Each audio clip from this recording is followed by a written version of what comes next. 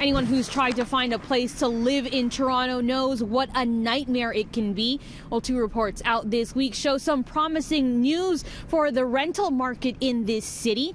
One real estate agent tells us that while the small changes are welcome news, he warns against getting too excited about any potential price drop. It's tough, and I feel for tenants these days. $22.50 for a one-bed, one-bath. A quick scan at rental listings online shows just how expensive Toronto's rental market is. Toronto's the financial hub of Canada, so it's not surprising at all that Toronto's place is number one there. The city is holding the number one spot on PadMapper's list this month for most expensive one-bedroom rentals in Canada. But one stat might give renters some hope.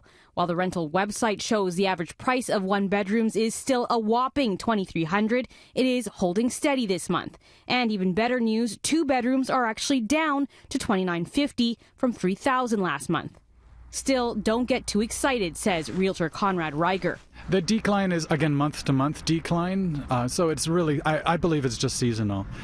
People don't want to move in or move out during the winter months. Reiger says the real clue will be if prices continue to decline in the spring. He doesn't see that happening even with a rise in the city's rental stock. In the GTA now, we have just over 12,300 units that are actually under construction and are new purpose-built rentals. Urbanation released a report this week revealing Toronto's rental construction in 2019 was at its highest levels since the 1970s. And there are applications in the works for more than 57,000 units in the Greater Toronto area. So this is a property here that's listed. But Reiger points out while it's helpful, it is still a drop in the bucket compared to the city's yearly population growth. The increase of Toronto's population by 77,000 and Greater Toronto area by 200,000. People want to move to Toronto. There would have to be a substantial amount increase in rental properties coming onto the market to really have an impact on prices. Learman agrees it's just a start. We are in desperate need of new supply. We are not meeting the needs. On average, we should be making at least 20,000 plus new units per year. Certainly, the low-rise market has not been keeping up. There's a lot, we're well past the peak there.